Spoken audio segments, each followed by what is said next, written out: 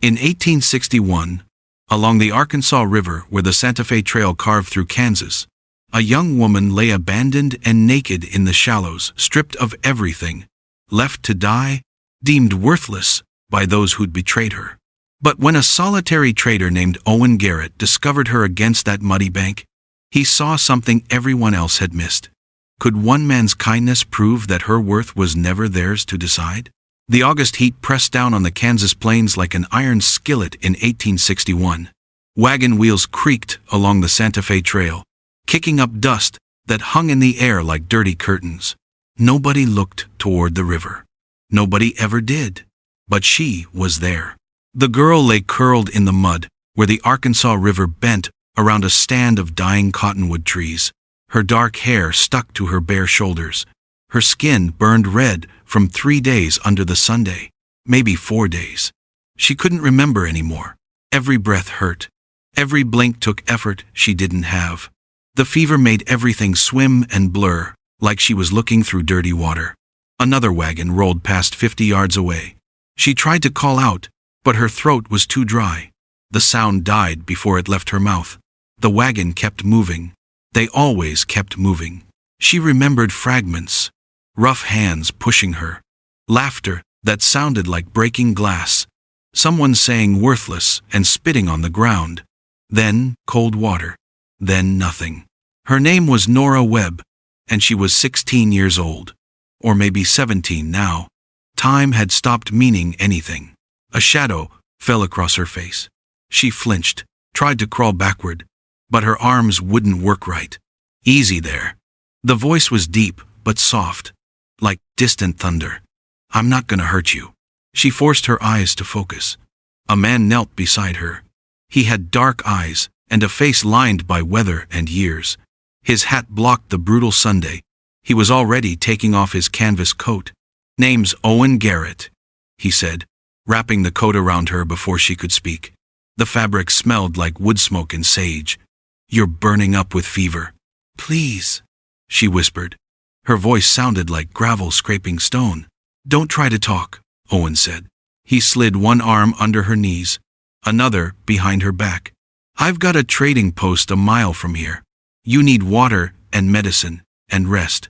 We'll sort everything else out later. He lifted her like she weighed nothing at all. Maybe she didn't anymore. She'd felt hollow for days, like something had scooped out her insides and left only skin and bone. As he carried her away from the river, she looked back at the muddy bank, at the place she'd been left to die. Part of her wanted to remember every detail. Another part wanted to forget it all. Why are you helping me? She managed to ask. Owen's arms tightened around her, steadying her against his chest. Because somebody should have stopped 3 days ago. I'm just fixing what they got wrong. The trail disappeared behind them. The river's sound faded. And for the first time since the world had turned cruel, Nora Webb felt something other than fear. She felt a tiny spark of hope. Nora woke to the smell of chicken broth and burning cedar. She was lying on a narrow bed in a small room. Quilts covered her, real quilts, pieced together from different fabrics, in patterns of blue and brown. Weak sunlight filtered through a window where herbs hung drying on strings. Her body ached everywhere, but the fever had broken. She could think again, remember again. She wished she couldn't. The door opened and Owen entered carrying a clay bowl. Steam rose from whatever was inside. He saw her eyes were open and nodded, satisfied. You've been sleeping for almost 2 days, he said, setting the bowl on a small table. That fever had you talking to people who weren't there. Nora's face burned with shame. What did I say? Nothing that makes me think less of you. Owen pulled up a wooden chair. Can you sit up? You need to eat something. She pushed herself upright. Grateful the quilt stayed in place. Someone had dressed her in a clean nightgown that was too big. Owen's, probably. He handed her the bowl. The broth tasted like heaven, rich and salty, with bits of meat floating in it. She forced herself to sip slowly even though her stomach screamed for more. Where am I? She asked between sips. My trading post. I built it 3 years back, right where the trail meets the river. Owen gestured toward the door. Got a storeroom out front where travelers buy supplies. This is where I keep the extra stock. And where you'll stay until you're strong enough to decide what comes next. I don't have money, Nora said quietly. I can't pay you. Didn't ask you to. But I can't just. Miss Webb. Owen's voice was firm but not unkind. Right now you can barely hold a bowl. Let's worry about getting you healthy before we worry about anything else. Nora studied him. He was maybe 40 years old, with gray starting at his temples. His hands were scarred from work but clean. His eyes were steady. Everything about him seemed solid, like the limestone walls of this building. Can you tell me what happened? He asked. Only if you want to. Nora looked down at her broth. The surface trembled from her shaking hands. I joined a wagon train in Independence, she said. I was alone. My father died of cholera last spring. I had enough money for passage to California. Thought I could start fresh there. She paused. The next part was harder. The wagon master's son said he'd watch out for me.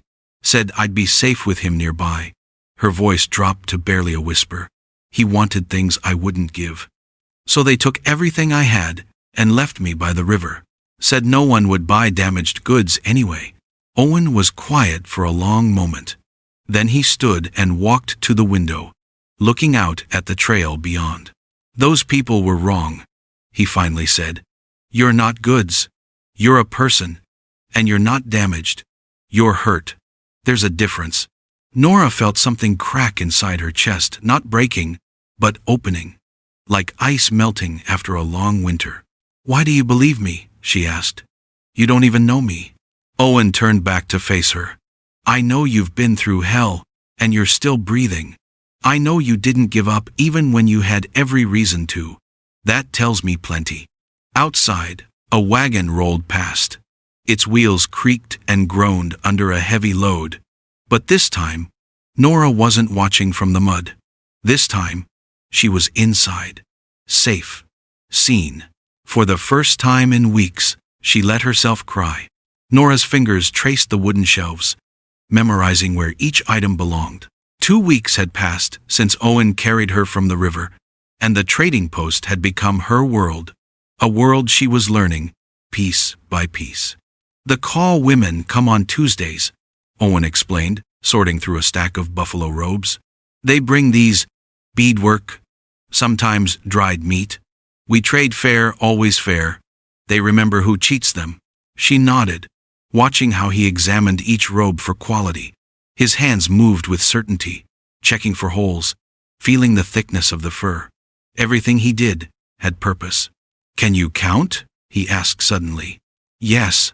My father taught me before. She stopped. Talking about before still hurt. Owen didn't push. He simply handed her a pencil and a worn ledger book. Good. I need help tracking what comes in and what goes out. My handwriting looks like a chicken walked through ink. The work gave her something beyond surviving. Each morning she woke to tasks that mattered.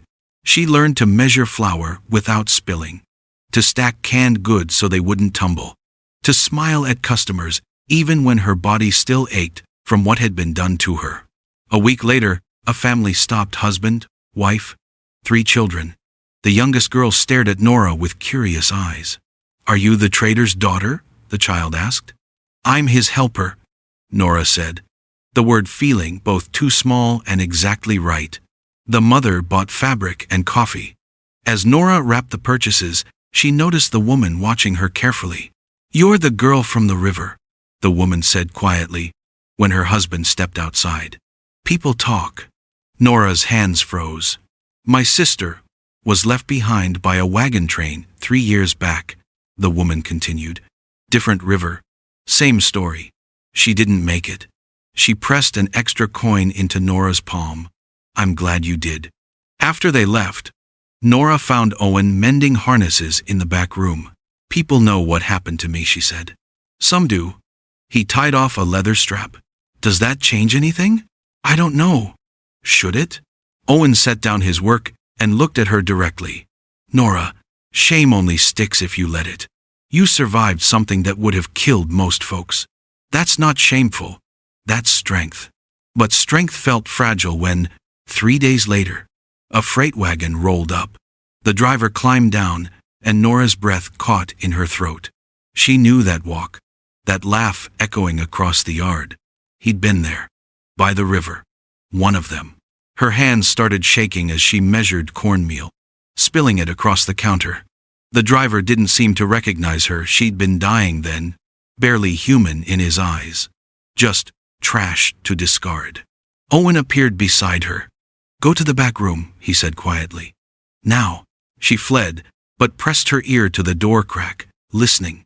"That'll be $2, Owen said, his voice flat. "2? Highway robbery. Price is the price.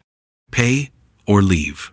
Through the crack, Nora watched the driver throw coins on the counter and storm out.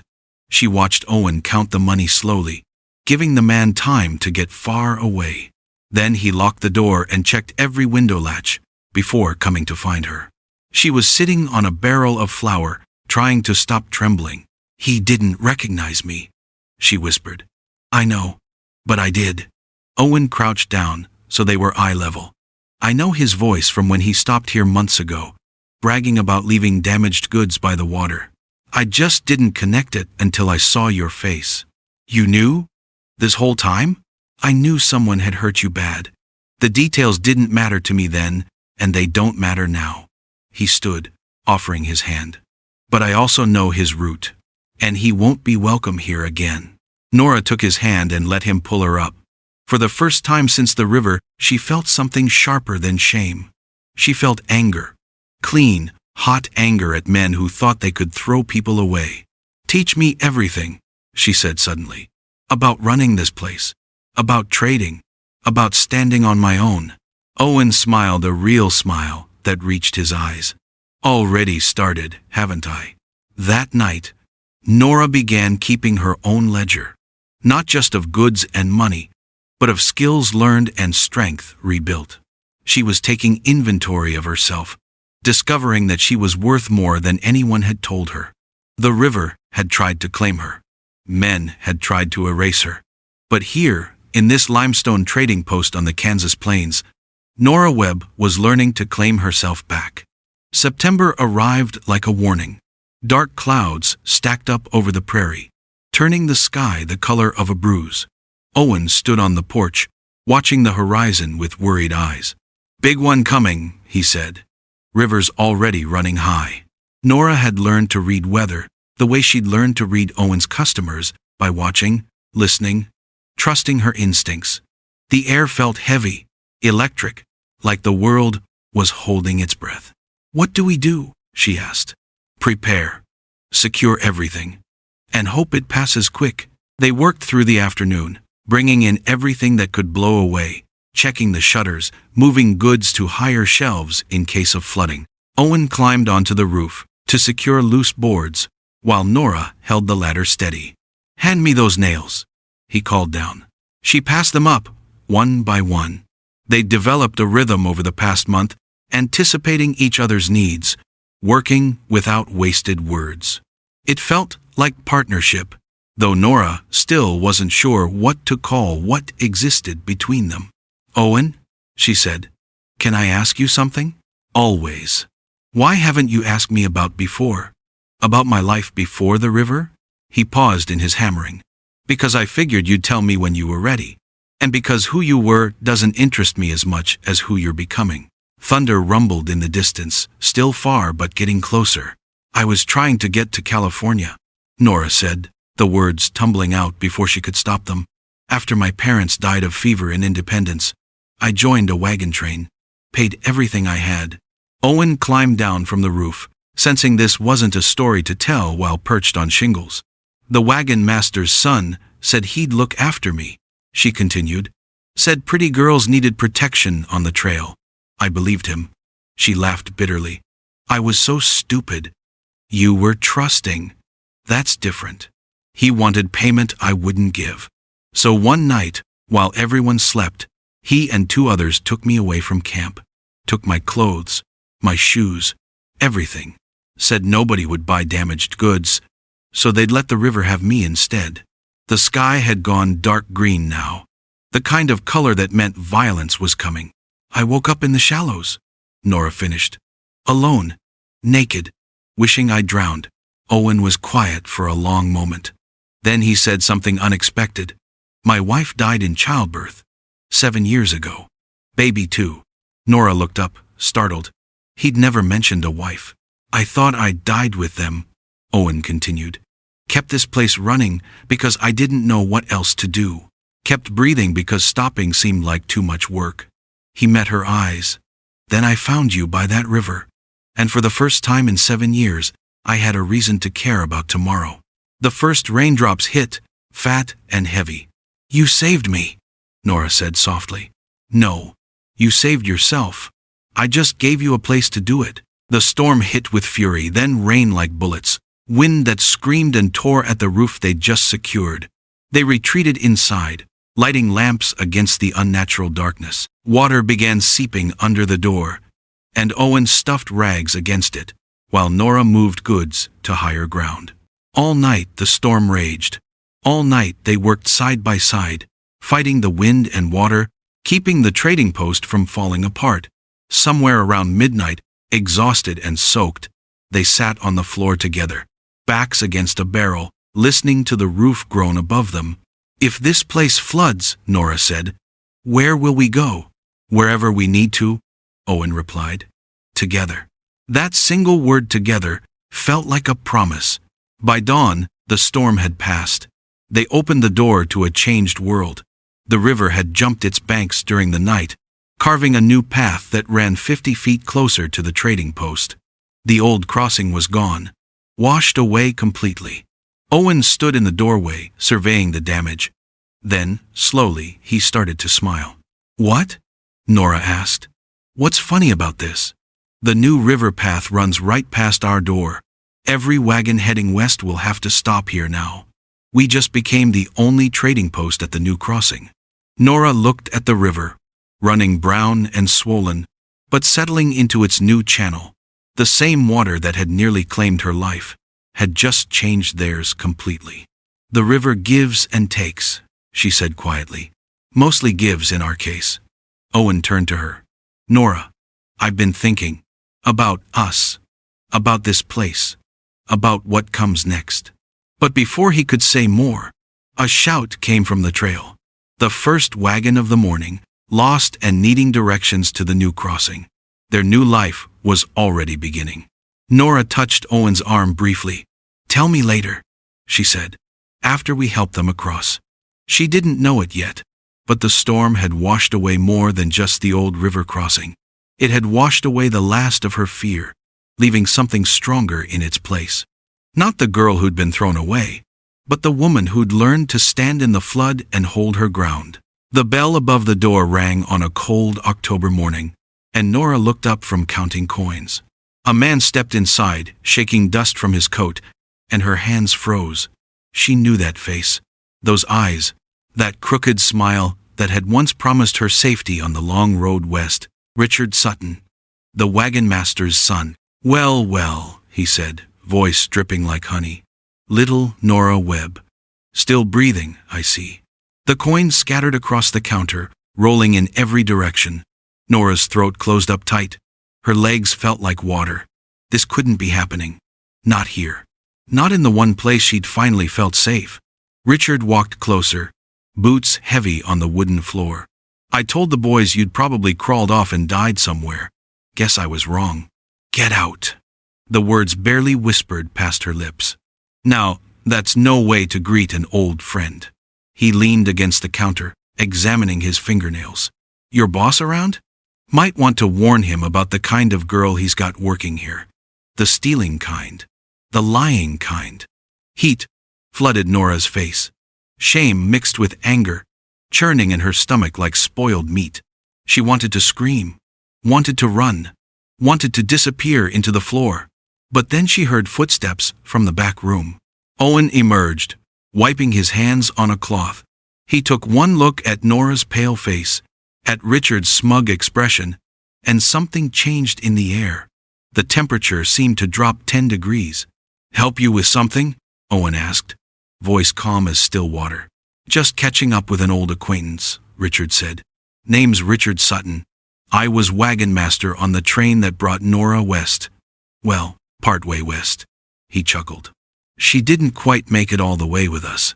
Owen set down his cloth, movements slow and careful. That's so? Yep. Had to leave her behind when we caught her stealing from the supplies. Company policy. Can't have thieves on the trail. Richard shrugged, like he was discussing the weather. Though, I see she's landed on her feet? Or maybe on her back? That how she's paying you for room and board? The words hit Nora like a slap. She gripped the counter to stay upright. Owen stepped forward. Not fast, not threatening, just one step, then another, until he stood between Nora and Richard. Here's what I know, Owen said quietly. I know Nora Webb has worked here for 3 months. I know she's honest, hard-working, and smarter than half the men who come through that door. I know she keeps better books than I ever could. And I know she's got more courage in her little finger than you've got in your whole body. Richard's smile faded. You calling me a liar? I'm saying a man who strips a woman naked and leaves her by a river to die doesn't get to walk into my store and act like the victim. Owen's voice stayed level, but there was steel underneath. Now you've got 2 choices. Buy what you need, pay fair price, and leave. Or just leave. Either way, you're not welcome here anymore. You can't. I can. This is my store, my land, and my rules. And rule number 1 is simple. People who hurt others don't get my business. Richard's face turned red as a sunset. His hands clenched into fists. For a moment, Nora thought he might swing at Owen. Thought she might have to watch another fight. Another moment of violence she'd caused just by existing. But Owen didn't move. Didn't blink. Just stood there, solid as the limestone walls around them. Finally, Richard spat on the floor. You deserve each other. A fool and a whore. He stormed out, slamming the door so hard the whole building shook. Silence filled the trading post like floodwater. Nora realized she was shaking. Her breath came in short, quick gasps. The room spun around her. Nora. Owen's voice gentle now. Breathe. Just breathe. She sank onto a flour barrel, head in her hands. I'm sorry. I'm so sorry. I've ruined everything. No. Owen knelt in front of her, waiting until she looked at him. He ruined things. Not you. Never you. That evening, after they'd closed the store and eaten a quiet supper, Owen asked Nora to sit with him by the fire. The October wind howled outside, rattling the shutters, but inside felt warm and safe. I've been thinking, Owen said, poking at the logs with an iron rod, about what happened today. Nora's stomach tightened. Here it came. The part where he'd tell her she needed to leave. That Richard's appearance proved she was too much trouble. That he'd tried to help, but enough was enough. People are going to talk, Owen continued. A young woman living here with me, unmarried. It's already started. I hear whispers when I go to town for supplies. Folks making assumptions. I can leave, Nora said quickly, words tumbling out. I'll go tonight if you want. I've saved some money from working. Not much, but enough to… Nora, stop. Owen set down the poker and turned to face her fully. That's not what I'm saying. Not even close. She fell silent, confused. Owen took a deep breath, like a man about to jump off a cliff. What I'm trying to say badly, I admit, is that I have an idea. A solution that might help both of us. What kind of solution? Marriage. The word hung in the air between them like smoke. Nora stared at him, certain she'd heard wrong. What? Hear me out, Owen said, holding up his hands. I know this isn't romantic. I know we haven't known each other long. But think about it practically. If we married, you'd have protection. A real name. A real position. No one could question your place here. No one could call you what Richard called you. Nora's mind raced. Marriage. To Owen. The man who'd saved her life, given her work, treated her with more kindness than anyone ever had. But marriage meant what? Exactly. Would it be real? She asked carefully. Or just for show? Owen looked down at his hands, rough and scarred from years of hard work. That would be up to you. I won't lie, Nora. I've grown to care about you these past months. More than I expected. You make me laugh. You challenge me when I'm being stubborn. You've brought life back into this old place. But I won't pressure you into anything you don't want. We could keep separate rooms, live as partners in business only. Whatever feels right to you. Nora studied his face in the firelight, saw the honesty there, the respect, the hope mixed with fear that she might say no. Why would you do this? She whispered. Risk your reputation for mine? Because reputation is just what other people think, and I stopped caring what fools think a long time ago. Owen met her eyes straight on. But more than that, because you deserve better than what life's given you. You deserve safety, respect, a chance to build something good, and maybe, I deserve those things too. Maybe we could build them together. The fire crackled and popped. Outside, a coyote howled in the distance. Nora thought about the river, about waking up naked and alone, certain she would die. About Richard's cruel smile today, the way he'd tried to make her feel worthless all over again.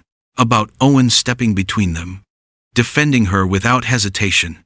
She thought about the past 3 months, learning the store, trading with the call women, keeping books, finding purpose again, feeling human again. Most of all, she thought about Owen himself, the way he never asked questions that would hurt, the way he taught her patiently, never making her feel stupid, the way he looked at her not with hunger or judgment, but with simple kindness. I have conditions, she said finally. Owen nodded. Name them. I want to keep working in the store. As a full partner, not just your wife. I want my say in decisions. Done. You've earned that 10 times over. And if I'm not ready for everything that marriage usually means, we move at your pace, Owen said firmly. Or, we don't move at all. Your choice. Always your choice. Nora felt tears building behind her eyes. Good tears this time. Healing tears. Then, yes, I'll marry you, Owen Garrett. A smile spread across Owen's weathered face, transforming it completely. He looked younger, suddenly, lighter. Really? Really. Nora found herself smiling back. But I have one question. Anything. Do you have any idea what you're getting yourself into? Marrying someone like me? Someone with a past like mine? Owen reached out slowly, giving her time to pull away if she wanted. When she didn't, he took her hand in both of his, gentle as holding something precious. Nora Webb, he said. Everyone's got a past. Some folks just hide theirs better. But you survived yours. You came through fire and water and cruelty, and you're still standing, still kind, still strong. That's not something to be ashamed of. That's something to be proud of. And I'd be honored to stand beside you as your husband. Outside, the wind howled on. But inside, by the fire, 2 people who'd both been alone too long sat holding hands, planning a future neither had dared to hope for. The Methodist circuit rider arrived on a Tuesday morning when frost still clung to the prairie grass. Owen had sent word 3 days prior, and now Reverend Mills stood in the trading post with his worn Bible, ready to make things official. Nora's hands wouldn't stop shaking as she buttoned the blue dress Owen had purchased from a passing merchant. It was the finest thing she'd ever worn, simple cotton, but new, untorn, chosen specifically for her. Through the thin wall, she could hear voices gathering. The 3 call women who traded regularly had come, bringing something wrapped in deerskin. A family heading west had stopped for supplies and stayed to witness. Even old Mr. Chen from the way station down the trail had made the journey. People were here. For her, she pressed her palms flat against her stomach, trying to calm the storm inside. You don't have to do this, Owen had told her that morning. If you're not ready, we can wait.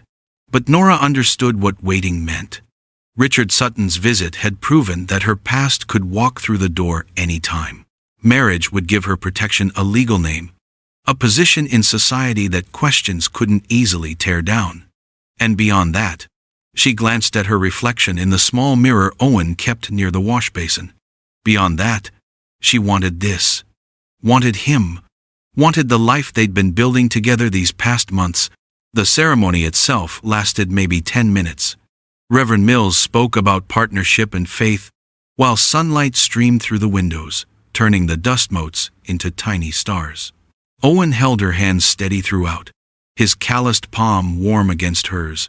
When the Reverend asked if she took this man, Nora's voice came out stronger than she expected. "I do." Owen's vows were simple. "I promise to stand with you, to see you, to never let you face the world alone." The circuit rider pronounced them married.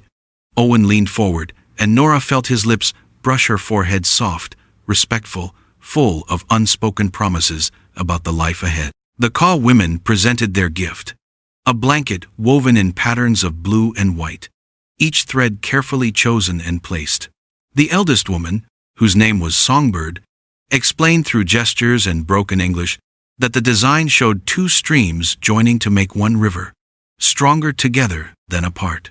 They shared a simple meal: cornbread, dried venison, preserved peaches Owen had been saving. The Westward family's children ran circles around the trading post, while the adults talked about trail conditions and the growing tensions back east.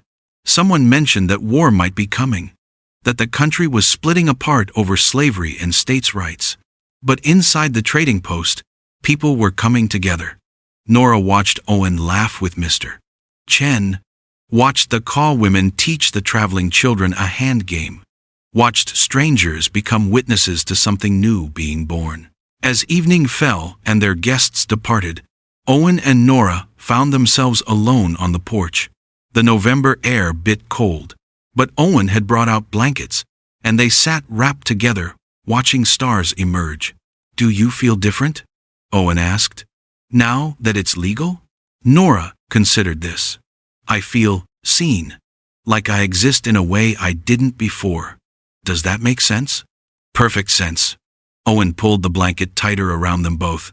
"You know what Richard Sutton and those wagon train people never understood? Worth isn't something you can take from a person. It's not in your clothes, or your circumstances, or whether people approve of you. It's in here." He tapped his chest. "In your choices, in how you treat others, in whether you give up or keep going." "I almost gave up," Nora admitted. "By that river. I almost let the current take me. But you didn't. You held on. You fought. And when I found you, you didn't just survive, you built a whole new life. You learned the business, made friends with the Kaw women, kept books better than I ever could. That's not someone without worth. That's someone with more strength than most people ever find." Nora leaned her head against his shoulder.